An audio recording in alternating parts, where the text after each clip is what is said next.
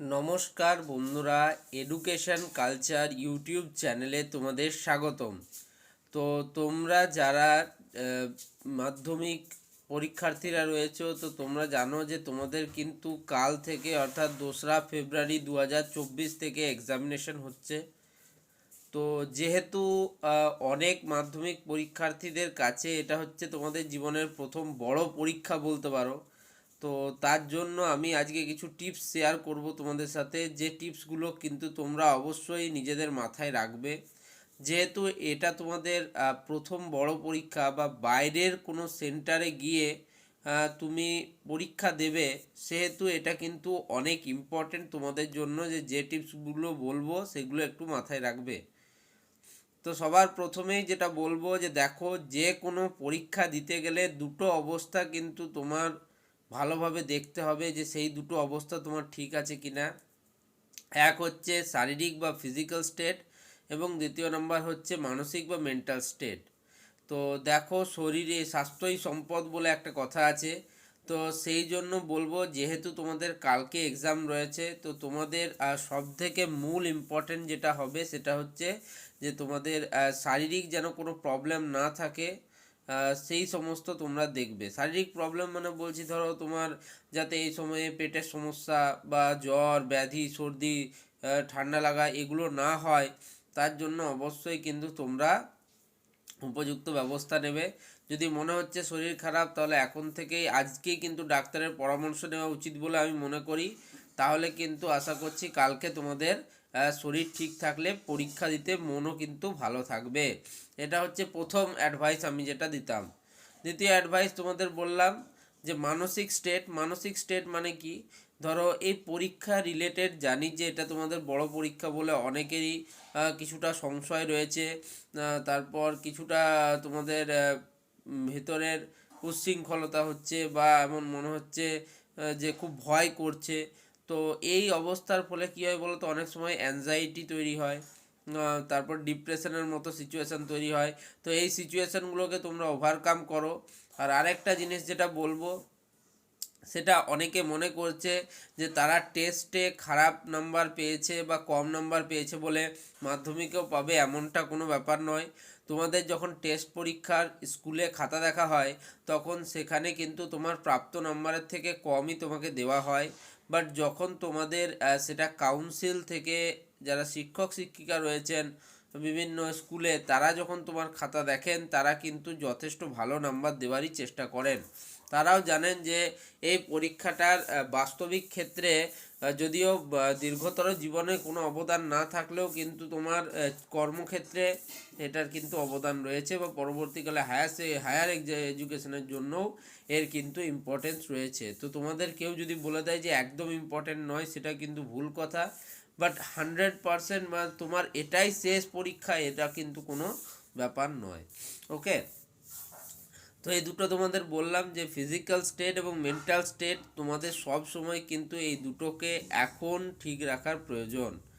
আর দ্বিতীয় যে বিষয়টা, যেটা কিন্তু সবাই বলে না, সেটা হচ্ছে দেখো, সত্যি বলতে গেলে যে ফার্স্ট দিন যে এক্সামিনেশন হয় তোমাদের প্রত্যেকেরই, বলছি যে কোনো তুমি এক্সাম দিতে যাও, ডে 1 যেটা হয় সেটাতে অনেক স্টুডেন্ট একটু নার্ভাস থাকে।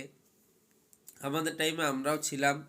কারণ কি করে পরীক্ষা কেন্দ্রে পৌঁছাবো, কি করে সেখানে গিয়ে আমি নিজের অ্যাডমিট কার্ড নিয়ে তোমার পরীক্ষার হলে ঢুকবো, বা কিভাবে আমি প্রথম দিনের পরীক্ষাটা দিব, কারা টিচার হিসেবে গার্ড পড়বে, আমার সিট কোথায় পড়বে, আমি কোশ্চেন পেপারে কি সব প্রশ্ন কমন পাবো, আমি কি সব কিছু লিখতে পারবো, এমন কিছু কিন্তু তোমাদের মনে হবে প্রথম দিন, ফার্স্ট ডে এটা হয়।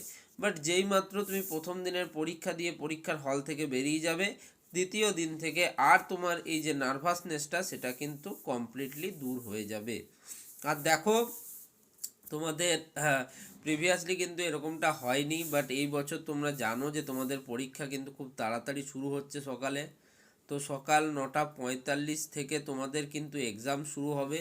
প্রথম 15 মিনিট দেওয়া হবে তোমাদের কোশ্চেন পেপার পড়ার জন্য, এবং পরবর্তী যে 3 ঘন্টা, সেই সময়টা হচ্ছে তোমাদের উত্তরপত্রে উত্তর লেখার জন্য। অর্থাৎ টোটালে তুমি পাচ্ছ 3 ঘন্টা 15 মিনিট। যদিও এই যে 15 মিনিট সময়টা প্রশ্ন দেখার জন্য দেয়, সেই সময়তেই কিন্তু তোমাদের যারা উত্তরপত্র সেগুলো দিয়ে দেয়। তো উত্তরপত্রে কিছু জিনিস তোমাদের লিখতে হয়, সেটা হচ্ছে দেখো সবার প্রথমেই তোমার রেজিস্ট্রেশন নাম্বার এবং অ্যাডমিটের যে রোল অ্যান্ড নাম্বার যেটা রয়েছে, এগুলো খুব খুব খুব ভালো করে লিখবে যাতে কোনো রকম ভুল না থাকে। তারপর বাকি যে অংশগুলো যেখানে থাকবে, যদি তোমার নাম রয়েছে, তোমার এক্সামের নাম দিতে বলে এক্সামের নাম থাকবে, বা অনেক সময় পরীক্ষা কেন্দ্রে যদি নাম থাকে যেটা থাকবে সেগুলো কিন্তু অবশ্যই ফিল আপ করবে ঠিক সময়ে। আর অবশ্যই মাস্টারকে দিয়ে বা যেখানে যেখানে যিনি পর্যবেক্ষক থাকবেন তার সাইন শেষ পর্যন্ত তোমার খাতায় রয়েছে কি না সেটা কিন্তু দেখে নেওয়ার দায়িত্ব তোমার। যদিও এগুলো নিয়ে খুব বেশি তোমাদের ভাবার কিছু প্রয়োজন নেই, কারণ এগুলো ওইখানে যারা পরীক্ষক থাকবেন তোমাদের, তারা কিন্তু অবশ্যই তোমাদের এই কাজগুলি করে দেবেন। তোমার তরফ থেকে কি করতে হবে, দেখো সত্যি বলতে গেলে প্রথম দিন যে পরীক্ষা অর্থাৎ তোমাদের ভাষার যে পরীক্ষা, ফার্স্ট ল্যাঙ্গুয়েজ এবং নেক্সট তোমাদের যে সেকেন্ড ল্যাঙ্গুয়েজের যে এক্সাম হবে, অর্থাৎ ফার্স্ট দুটো সাবজেক্ট মানে পরীক্ষা কিন্তু অতটা টাফ নয় যতটা হয়তো তোমরা টাফ ভাবছো। কারণ দেখো ভাষা, বাংলা ভাষা কিন্তু নিজের ভাষা। দেখো কোনো প্রশ্নের উত্তর, আমি বলছি না যে কোনো প্রশ্নের উত্তর তুমি বানিয়ে লিখবে, বাট কিছু ক্ষেত্রে যেমন ধরো বাংলা রচনা, প্রতিবেদন, এগুলোর ক্ষেত্রে কিন্তু বানিয়ে লেখা যায়। এমন নয় যে পুরোটাই তোমাকে সাংস্কৃতিক ভাষা বা তোমাদের কোনো সাজেশন বইয়ের পুরোপুরি হুবহু নোটস এরকম লেখার কোনো প্রয়োজন নেই। তুমি নিজের নিজের ভাষায় কিন্তু খুব ভালোভাবে লিখতে পারবে। লেখা থেকে মনে পড়লো যে তোমরা লেখার জন্য কি ব্যবহার করবে কি ব্যবহার করবে না। তো কখনোই তোমরা লাল বা তোমার সবুজ এরকম কালির পেন কিন্তু ব্যবহার করো না। বলতে গেলে তোমরা দুটো পেন ব্যবহার করতে পারো, যেটা কাউন্সিল নির্ধারিত, সেটা হচ্ছে নীল পেন ব্যবহার করতে পারো, এবং কালো যে কালার রয়েছে কালো রঙের যে পেন সেটা ব্যবহার করতে পারো। তো কালো বলে এরকম নয় যে জেল পেন, এইসব পেন ব্যবহার করো না। খুব কম মূল্যে 3 টাকা 4 টাকা 5 টাকার মধ্যে লিখো ফেকো পেনও পাওয়া যায়। আবার তোমার 10 টাকার মধ্যে ভালো রেনল্ডস কোম্পানি বা যাই হোক না কেন তার কিন্তু পেন পাওয়া যায়, সেই পেনগুলো তোমরা কিনতে পারো এবং সেগুলোতে তোমরা লিখতে পারো। আর পরীক্ষা কেন্দ্রে কখনোই ভুলেও তোমরা কিন্তু একটা নীল আর একটা কালো পেন নিয়ে চলে যাবে না। দু তিনটে কিন্তু এক্সট্রা পেন নিজের কাছে রাখবে, কারণ অনেক সময় কি হয় পেন কিন্তু শেষ হয়ে যায়। বা দেখো আমি তোমাদের বলবো যে যেমন তোমরা নতুন পেন ইউজ করবে নিউ পেন, তার সাথে পুরনো তোমার একটা ইউজ করা পেনও কিন্তু নিয়ে যাবে। কারণ দেখো পরীক্ষার হলে কি হয়, একদম নতুন যদি পেন থাকে না, সেই পেনটা দিয়ে লিখতে প্রাথমিক ক্ষেত্রে অসুবিধা হয়। বাট কোনো পেন ধরো তুমি 1-2 বার লিখেছো আগে, সেই পেনটা দিয়ে যদি তুমি উত্তর লেখো তাহলে কিন্তু তোমার মনে হবে যে হ্যাঁ এই পেনটা দিয়ে আমি আগেও লিখেছি, এবং সেক্ষেত্রে তোমার উত্তর লেখাটা আরও মানে ইচ্ছে হবে যে আরও লিখতে পারবে। ওকে। দ্বিতীয় জিনিস দেখো প্রথমেই তোমাদের এমসিকিউ সেকশন আসছে, মাল্টিপল চয়েস কোশ্চেন। এবং দেখো বেশিরভাগ দেখো কোনো দিনই প্রশ্ন খুব মানে এমন হবে না যে প্রচণ্ড টাফ হয়ে গেল। ধরো তোমার 15টা এমসিকিউ আসছে, তাহলে 15টার মধ্যে 10টা এমসিকিউ খুব সহজেই তুমি করতে পারবে। হয় 5টা পারলে না, তার জন্য কিছুটা ভাববে, কিছুটা সময় নেবে, এভাবে তুমি কিন্তু করতে পারো। এইভাবেই বড় প্রশ্ন তোমরা এগোবে, কোনো প্রবলেম নেই বস সত্যি বলতে গেলে। আর আমি যেটা বললাম যে তোমাদের কিন্তু সকাল 9:45 থেকে কিন্তু পরীক্ষা শুরু হচ্ছে।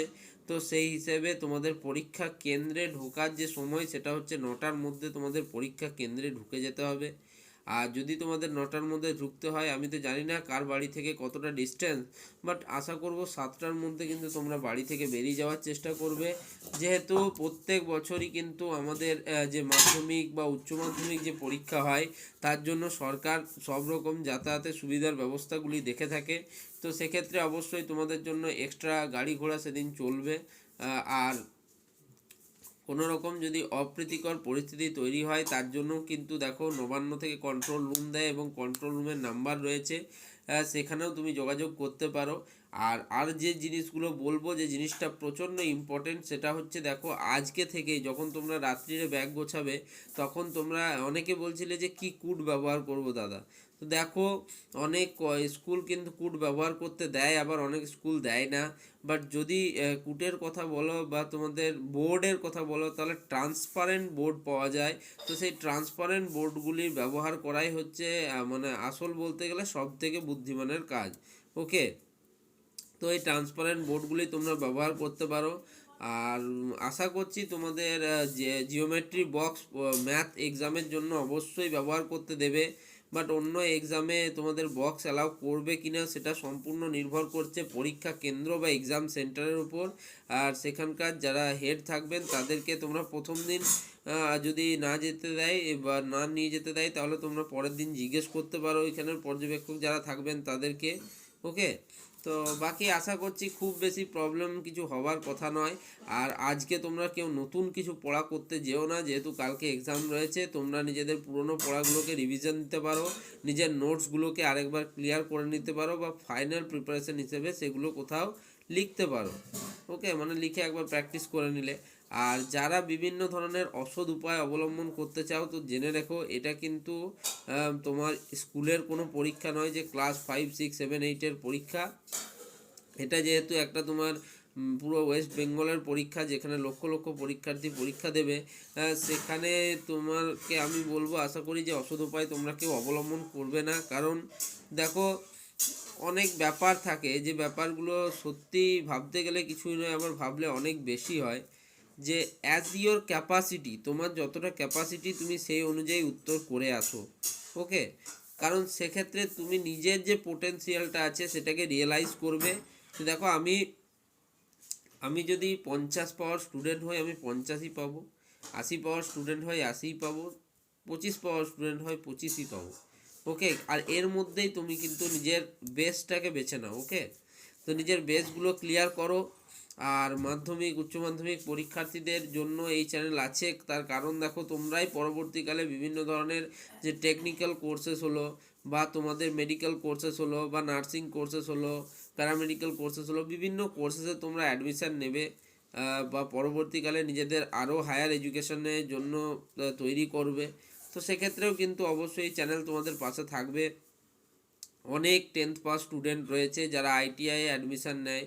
অনেকে আবার সরাসরি তোমাদের বিভিন্ন ডিপ্লোমা ইঞ্জিনিয়ারিং কোর্সেসের জন্য আগে জেক্সপো এক্সামের থ্রুতে অ্যাডমিশান নিত, এখন কিন্তু আর এক্সাম হচ্ছে না। তো মার্কসের ভিত্তিতে তোমাদের অ্যাডমিশান হবে হয়তো এই ইয়ার বা তার পরের ইয়ার। তো সেক্ষেত্রে তোমাদের প্রাপ্ত নাম্বার খুব ইম্পর্টেন্ট। আর যারা পরবর্তীকালে বিভিন্ন ট্রেড বেছে নিতে চাও, মানে সায়েন্স, আর্টস বা কমার্স, তারা সেই অনুযায়ী সেই সাবজেক্টগুলোকে একটু বেশি গুরুত্ব দেবে এই পরীক্ষাতে, এবং নিজেদের বেস্টটাকে তুলে ধরার চেষ্টা করো। বাকি আর সেরকম কোনো প্রবলেম নেই।